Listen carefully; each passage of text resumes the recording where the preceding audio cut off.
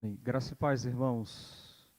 Por favor, vamos abrir as nossas Bíblias aí no livro de Gênesis.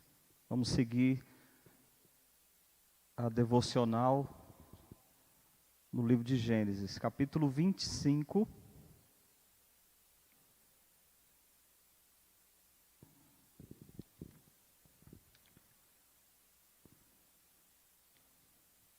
Gênesis capítulo 25, vamos ler a partir do versículo 27, tá bom?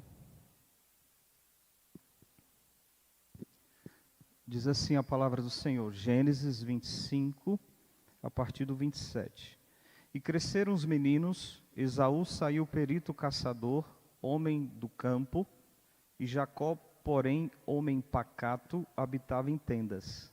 Isaque amava Esaú, porque se saboreava de sua caça, e Rebeca, porém, amava a Jacó.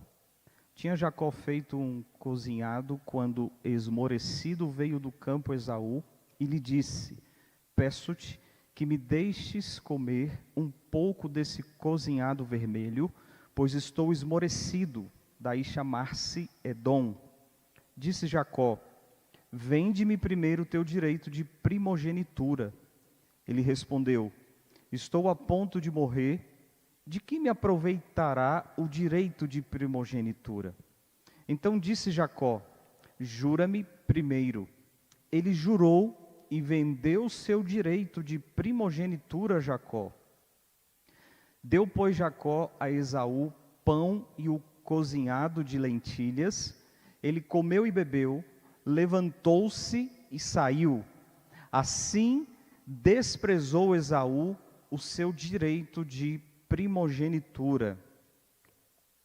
Vamos orar mais uma vez? Senhor, obrigado por estarmos aqui. Te entregamos o momento dessa palavra. Senhor, eu quero apenas ser um instrumento nas tuas mãos. Mais uma vez eu te suplico, te peço perdão pelos meus pecados, Senhor. Que o Senhor possa sondar o meu coração. Quero me esvaziar de mim mesmo nesta manhã e o Senhor possa falar conosco através da tua palavra, em nome de Jesus. Amém. O nosso texto de hoje vai falar a respeito de Esaú, que vende o seu direito de primogenitura a Jacó. Nós estamos praticamente no início da história de Esaú e Jacó. Na verdade, começou lá no versículo 21, que já foi compartilhado domingo passado, com a gravidez de Rebeca, né? Ela fica grávida de gêmeos. O texto lá diz que eles lutavam dentro do ventre, já havia uma luta entre eles. E no momento do nascimento, Esaú saiu primeiro e Jacó saiu agarrado, ou segurando o calcanhar ali do pé de Esaú.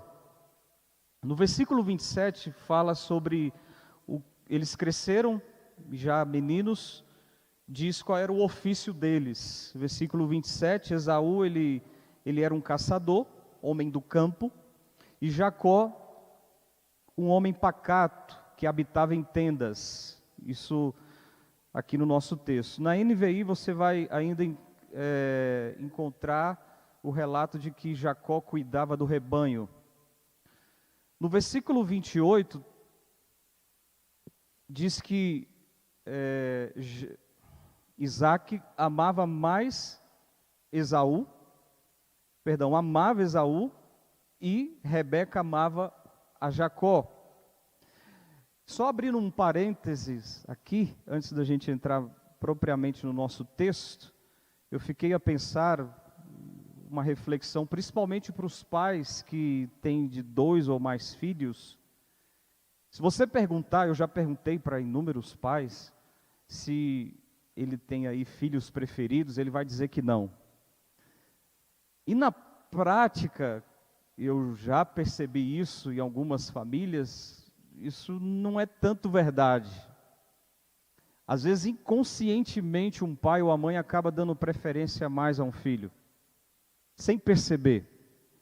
Isso pode ou acaba gerando algum tipo de conflito entre o próprio casamento, entre os cônjuges, ou entre os pais com os filhos, com os outros filhos, ou até mesmo problemas entre os irmãos.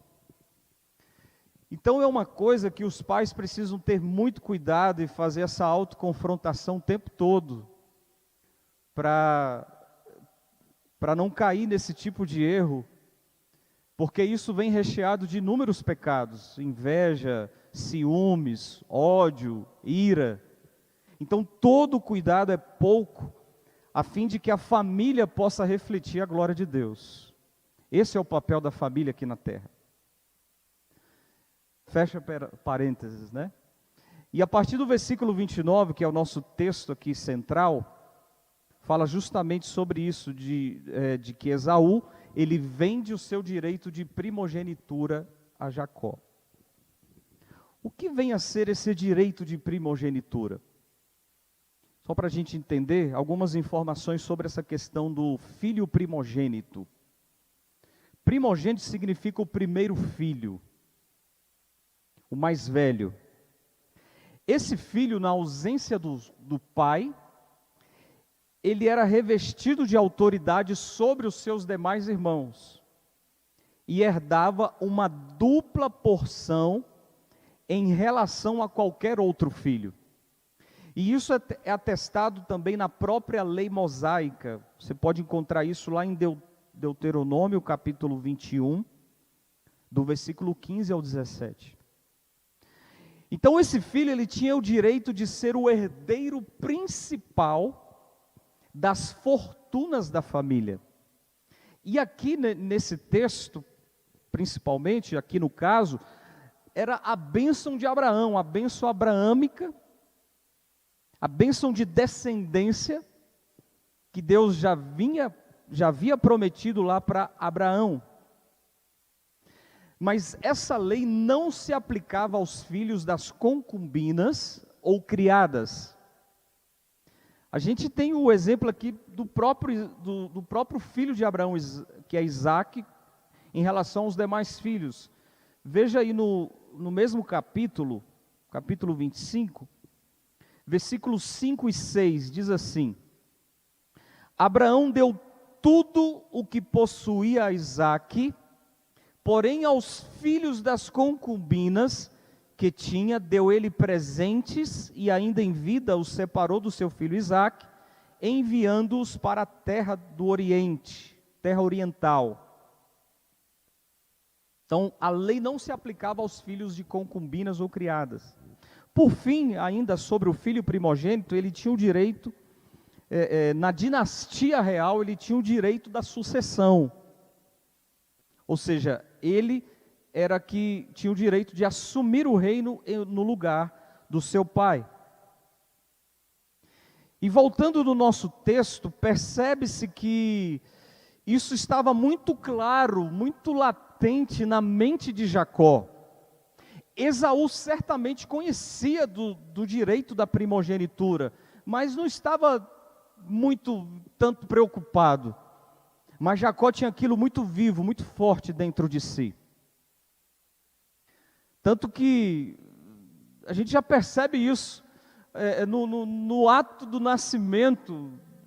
São conjecturas que a gente vai fazendo, porque Jacó ele nasce agarrado ao calcanhar de Esaú, como que tentando segurá-lo para que ele não saísse primeiro.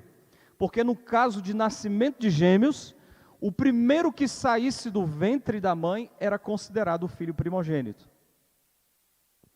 Então, destacando alguns pontos aqui nesse texto para a nossa reflexão. Primeiro, sobre Jacó.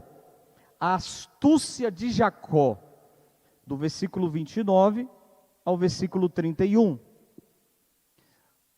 O nome Jacó, a gente já está falando aí sempre, né? Significa aquele que segura, aquele que agarra ao calcanhar. Detalhando um pouco mais do significado do nome de Jacó, também significa suplantador. Aquele que tem domínio sobre algo, sobre alguém ou sobre si mesmo. Na NVI eu estava lendo um comentário que diz: aquele que age traiçoeiramente. Por fim, enganador. Veja, esse enganador, para ficar bem mais claro, lá no capítulo 27, que depois vai ser estudado, mas apenas o versículo 36, para ficar bem claro. Gênesis 27, 36. Disse Esaú: não é com razão que se chama ele Jacó, pois já 2 vezes me enganou, tirou-me o direito de primogenitura e agora usurpa a bênção que era minha. Até aqui. Então, só para deixar claro também esse significado de enganador. Percebe-se aqui no texto que Jacó, ele conhecia o seu irmão, sabia da sua rotina, do seu jeito de ser, dos seus pontos fracos.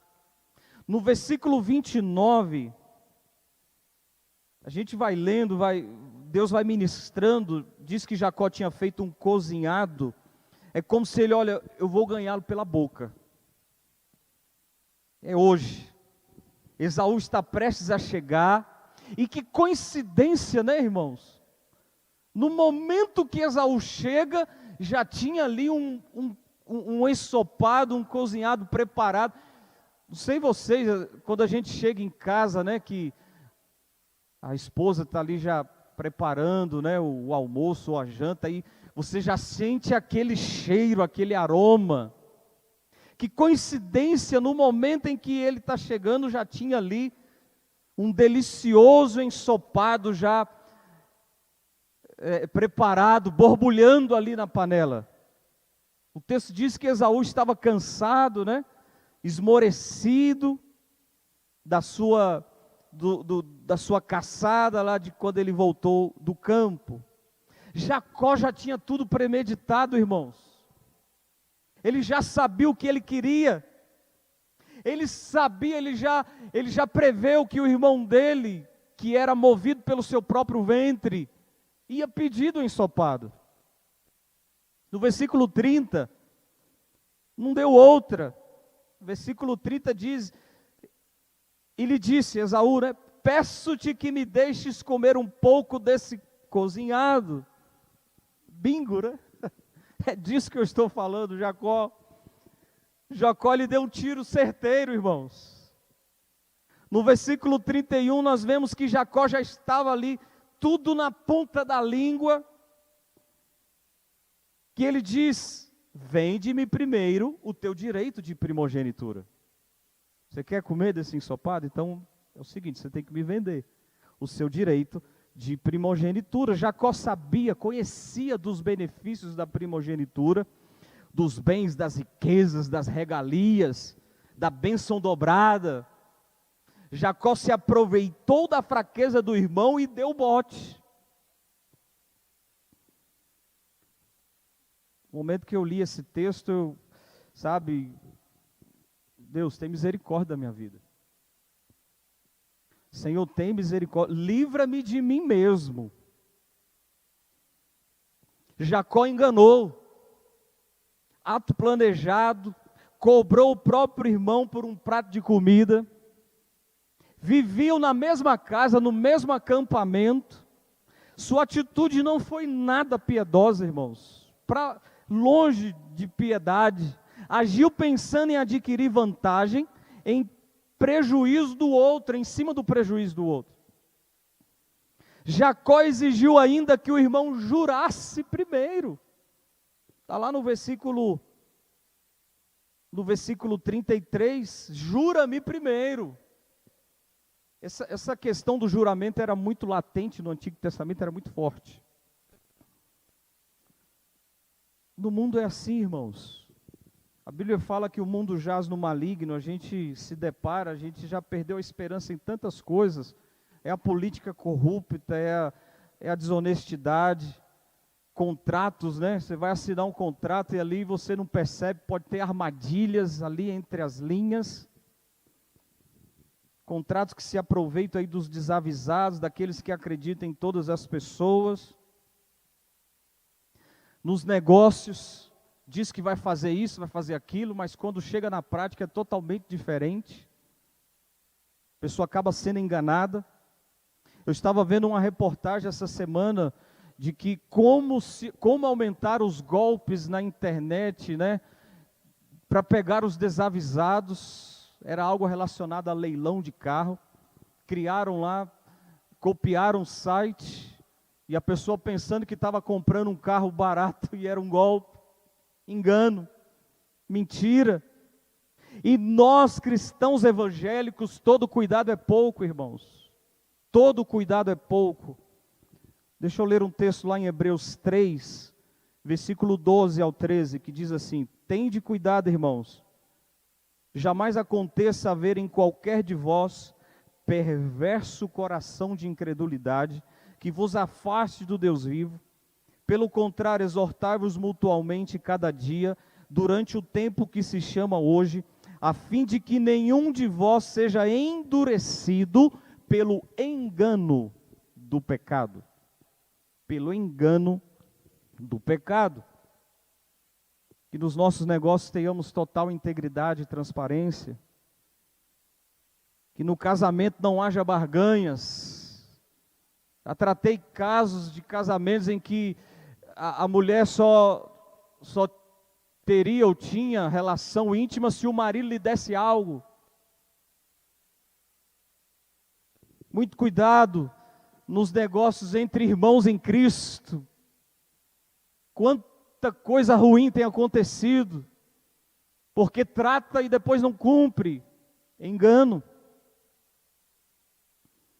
A gente precisa ter cuidado com aquele famoso jeitinho brasileiro. Ah, mas todo mundo faz, não tem problema nenhum nisso, é costumeiro. Mas nós somos cristãos, a nossa vida tem que ser guiada pela palavra de Deus. Jacó, a gente sabe que ele arcou com as consequências dos seus atos, esse assunto aí para as próximas devocionais, pagou um alto preço por decisões movidas pelo seu coração, pela ganância dos olhos, mas ele teve o seu momento lá com Deus. O segundo ponto é a atitude de Esaú, do versículo 32 ao 34. Parece que Esaú era um homem humilde, né? Não se importou nem com o direito da primogenitura, riquezas, direitos, bens. Mas certamente Esaú conhecia a história do seu pai, do seu avô Abraão. Isso certamente foi ministrado. Isaac com certeza compartilhou isso com seus filhos, a respeito das promessas de Deus, o que Deus havia dito para Abraão. Esaú, ele era movido pelo momento, pelo seu próprio ventre, inconsequente, ele não ponderava, agia de supetão, não avaliava, e não se controlava. No versículo 32, eu vejo aí um certo exagero de Esaú, que ele diz: olha, eu estou a ponto de morrer, se você não me der esse ensopado, eu vou morrer. Que me vale o direito de primogenitura se eu vou morrer?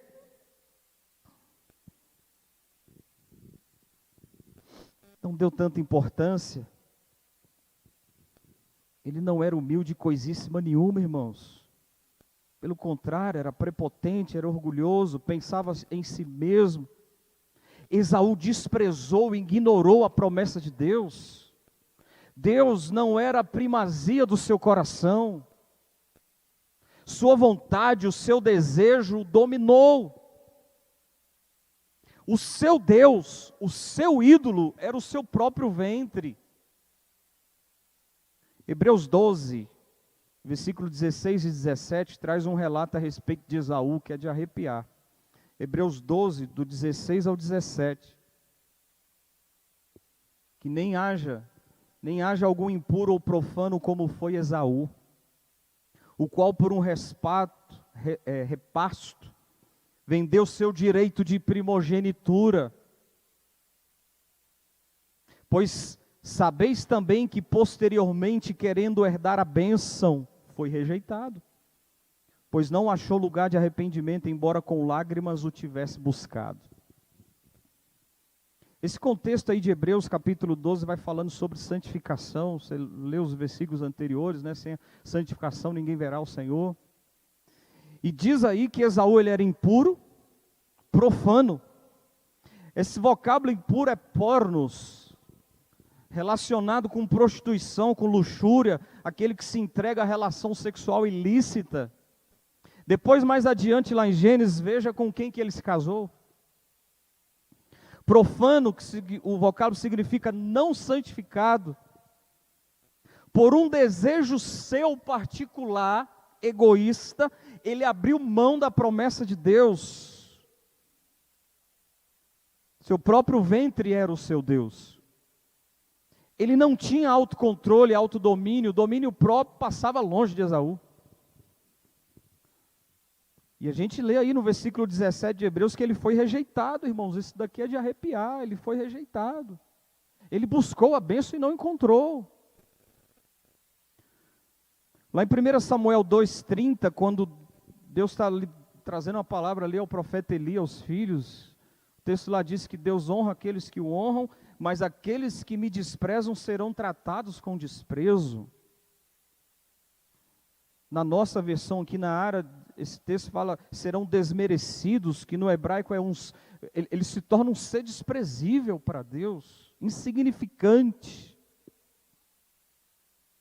Voltando no nosso texto aqui de Gênesis, no versículo 34, o texto diz que ele comeu, ele bebeu, já estava cheio, saciado, levantou-se e saiu.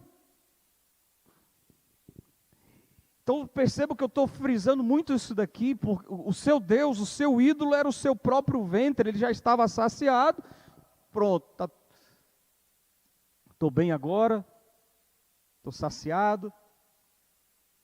Partiu, né? Foi embora, nem agradeceu e seguiu a sua vida. Lá em Gálatas, capítulo 5, do 19 ao 21, fala das obras da carne. E lá tem a respeito das bebedices, das glutonarias.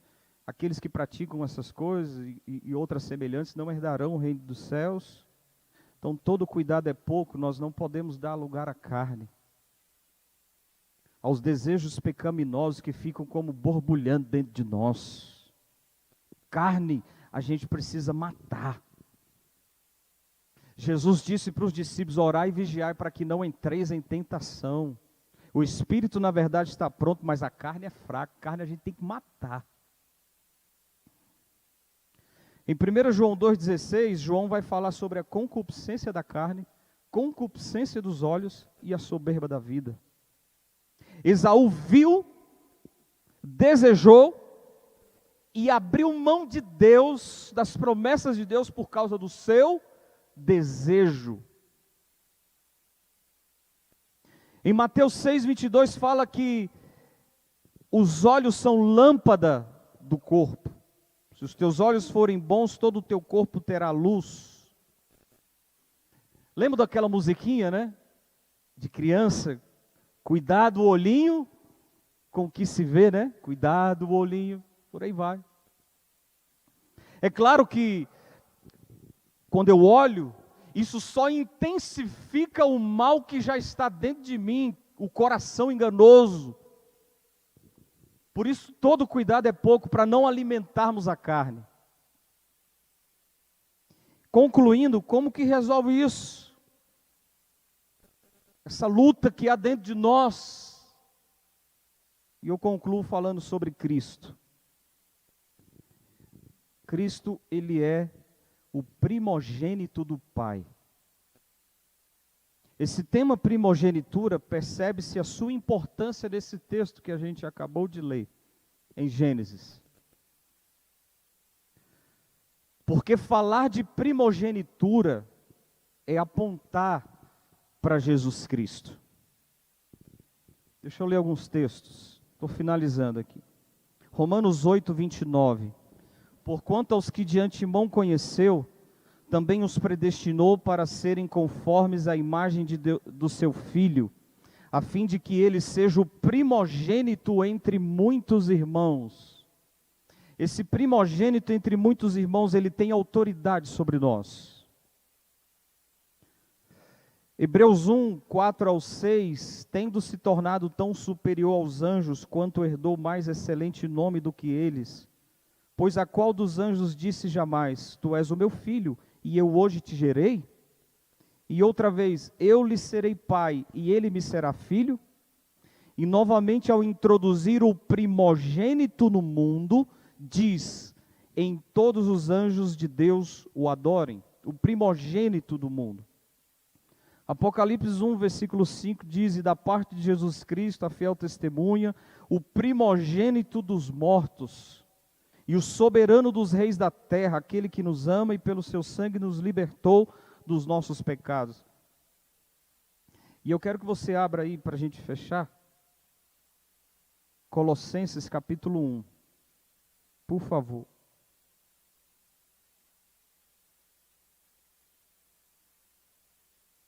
A gente vai falando sobre Jesus, o primogênito do Pai, isso tem que ficar bem claro no seu coração, de que Jesus ele não foi criado por Deus. Esse primogênito é a ideia de que ele veio antes, ele vem antes.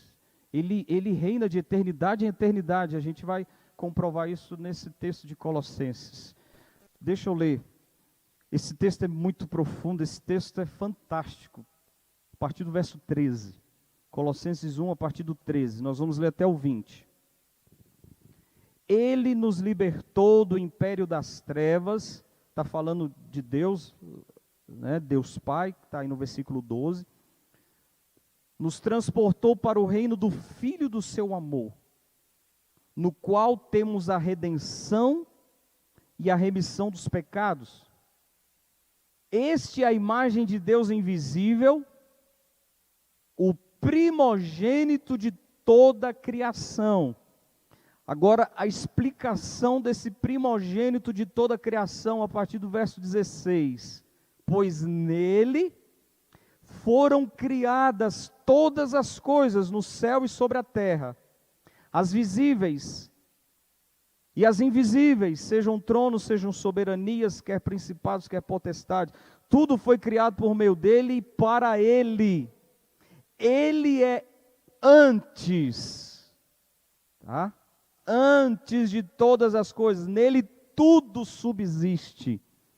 Ele é a cabeça do corpo da igreja, ele é o princípio, primogênito dentre os mortos, para em todas as coisas ter a primazia, porque aprove a Deus que nele residisse toda a plenitude, e que havendo feito a paz pelo sangue de sua cruz, por meio dele reconciliasse consigo mesmo todas as coisas, quer sobre a terra, quer nos céus. Até aqui está bom. Então aqui tem a explicação, está muito claro o que é esse primogênito. Ele vem antes, nele foram criadas todas as coisas. Também nesse texto fala de que ele é o primogênito dentre os mortos. Foi o único, é o único que morreu, mas ressuscitou e vive para todo sempre. Então esse texto de Colossenses ele é um dos mais contundentes a respeito da divindade de Cristo, mas vamos nos deter no que ele fez por nós. O primogênito do Pai nos redimiu, nos deu a remissão dos nossos pecados, nos deu a paz, nos reconciliou com o Pai. Nós vimos aqui Esaú e Jacó.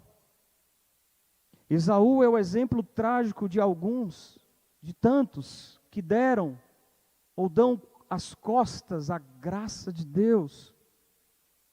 Esaú, ele rejeitou, ele desprezou, irmãos, as promessas de Deus, o próprio Deus. Jacó, ele herdou as promessas.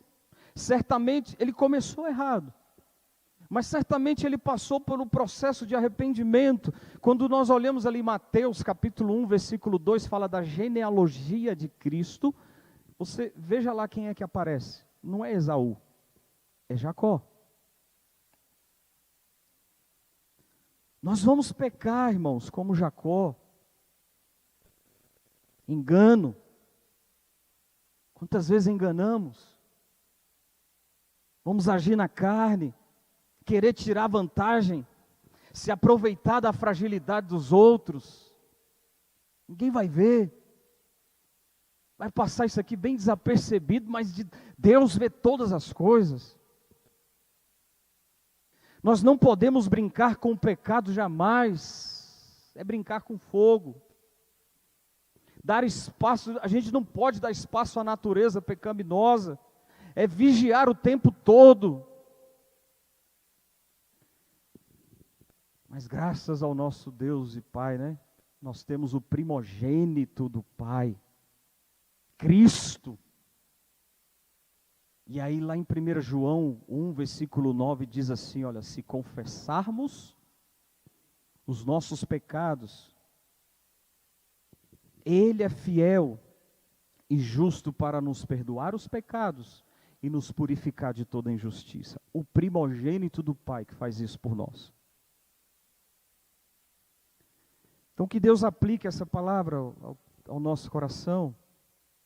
Lembra lá daquele lembretezinho lá no início, pais que têm 2 filhos ou mais filhos, né?